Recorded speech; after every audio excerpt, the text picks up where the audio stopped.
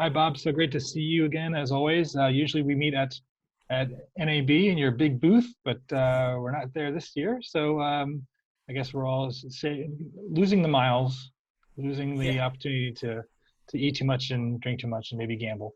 But glad to have you join us. Obviously, Blackmagic, very important part of the industry. Obviously, a lot of innovation. I know that the new ATEM Mini Pro is kind of at the top of the list. So and I was very impressed with it when you guys unveiled it a couple weeks back. So you want to start with, well, I guess a little bit of a overview of kind of how are you doing and how are things in Blackmagic land? sure.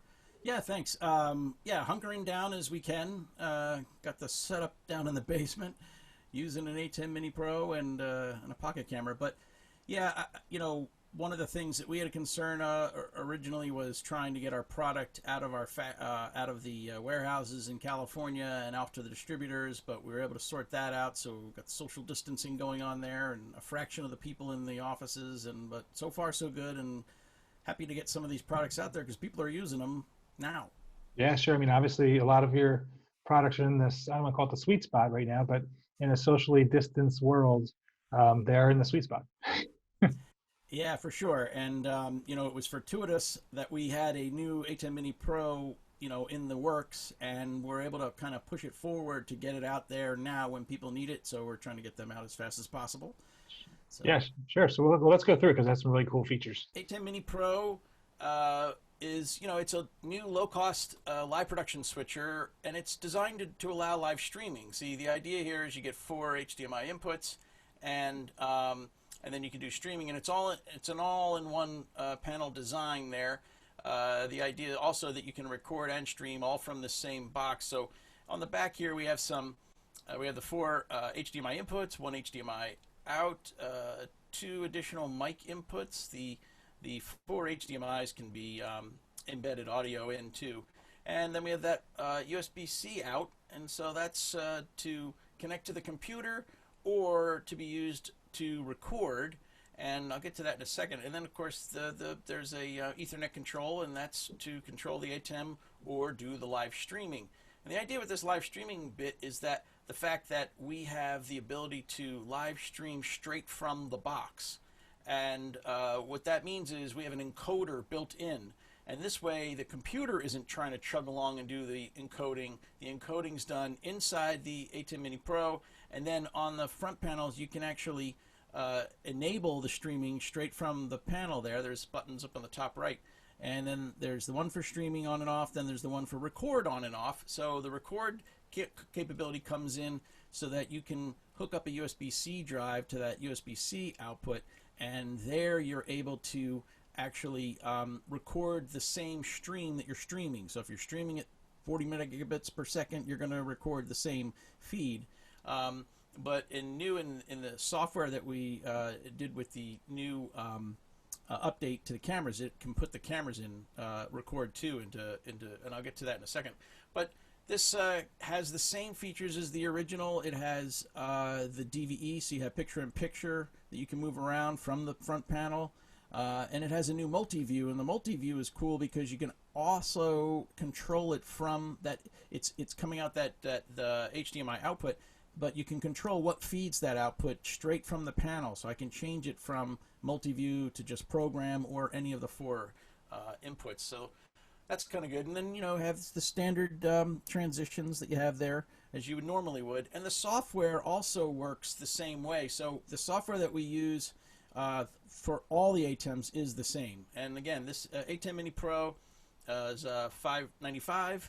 The original ATEM Mini, as you can see, come next to each other. They look very similar except for those extra buttons on the ATEM Mini Pro, and of course the streaming and whatnot. So two great models. And the ATEM Mini original one was $295. And then with this update to the cameras, 6.9 software update, we were able to turn the Pocket Cinema Camera 4K and 6K into studio cameras.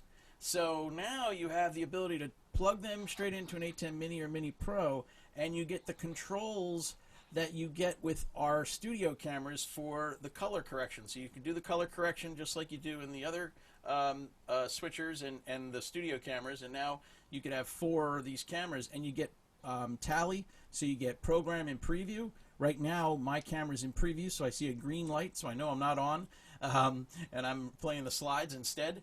And so you get both of those, and works for both the 6K and the 4K. And then last Friday, we dropped the price of the Pocket Cinema Camera 6K. So this is now $19.95. It was $24.95. And again, trying to encourage people to use these kind of setups in their home. And then the final update that we had was the HyperDeck Studio Mini update, and that's to get some more H.264 codecs. And this AAC audio codec allows you to record and straight upload to YouTube and things like that, which is important right now because a lot of people are creating content and then trying to get it out there. And you used to be able to Ethernet files back and forth, but now we've increased the speed of it to 110 megabits per second, which is pretty much the same bandwidth that you get on Ethernet as it is. So really fast turnaround and whatnot. And like I always tell everybody, if you follow us on Twitter, you'll get the news of all of our updates because they happen so often that you need to follow us at Blackmagic News there, _news, because then you can find out all the software updates. I actually follow it myself just so I know what's coming up the next day. That's always good. You're a good employee. So I guess two things that were kind of neat was the on the HyperDeck, the previous speed was only 10 megabits per second, right? So that's like quite a leap. It's gone up. It started at 3, and then it went up a little bit, and now we're up to 110. It's just it's really great that we've been able to increase that, because a lot of guys, especially in the sports and news and whatnot, they'll play looping backgrounds on monitors on set, and they'll want to change them throughout the day, and instead of having to sneaker net it in and out with by hand, they can FTP it and get it done in a relatively short time. Also, I think the recording capacity was also much below 3 hours, if I recall. Correct. A clip, you couldn't get a clip to be that long, and now that it's 3 hours, it is a big deal. And there are 2 slots on the HyperDeck Studio Mini, so you can put 2 different cards, and it'll just constantly roll over, so they're hot swappable. Right. That's great. Also, so on the ATEM Mini Pro. So what is the ripple effect of having the encoder built in as opposed to having to drain the computer that's kind of tied into it? What do you see as the workflow impact on that? Well, I think what we're really doing is you're trying to guarantee that you're not dropping frames, because a lot of times the software encoders and whatnot will start to drop frames in order to keep going with bandwidth. So you get a lot smoother feed. I mean, I haven't been the one recording these conversations that I've been doing, but from just what I can tell, just looking at the feeds as we're doing them and later in review, it looks like they're getting a pretty good stream out of me. Now, I don't know that my bandwidth at home is any better than anybody else's, but I think that by having this encoder built in, it really does help. Right.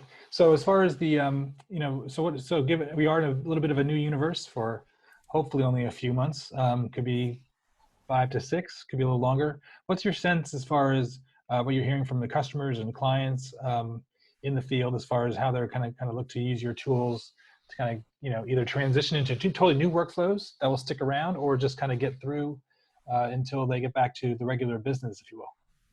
Well, what I think that we're seeing is a lot of people that want to use some of our tools for this sort of temporary, we got to get people to broadcast out of their homes and things like that. But I wonder about this changing dynamic going forward. I see people are using it for education. I've actually participated in a couple of college classes remotely, via Zoom. So they just bring me in as a special guest star, and it's a lot easier to do that than to drive 2 hours to some of these places. So there's some of that. But I think what the challenge has been, and we see the challenges when they have large groups like the other night in the NFL draft. I mean, there were the haves and the have-nots in terms of who had good setups and who didn't have good setups. And I think, some of these are challenges that were thrust upon us, but in the future, there'll be a lot better planning that can go on. And, with our products, with the with the software of the ATEM, you literally could remotely control my whole setup from somewhere else. I gave you the IP address of my switcher. Somebody could get in and actually do the shading and whatnot. So if you hand this type of equipment to people who aren't technical and they just kind of plug them in and point it at them, you could get somebody else to help do the setups, and that would make a big difference for everybody remotely.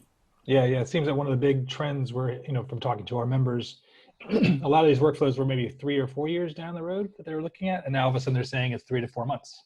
Because they really, like you showed the NFL, sending out iPhones, everybody with light kits, 200 of those sent out. So it's just a fascinating time of experimentation and kind of just innovation.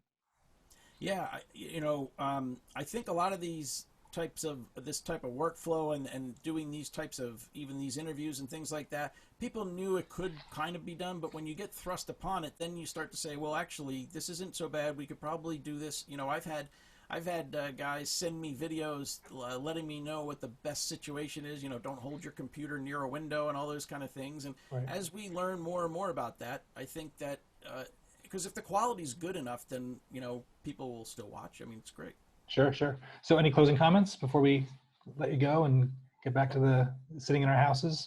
Yeah, I know. I just hope everybody out there is just staying safe and washing their hands. And you can always go to our website because that's easy and you don't have to shake a hand to do that. Exactly. Well, Bob, thank you again for all the support here at SVG. Again, wish we had a chance to be in Vegas for a number of reasons, because then all this crap would be going on, but that's okay. We'll get through it. Yep. You stay safe as well, and to the rest of the team as well. So thanks so much. Thanks, Ken.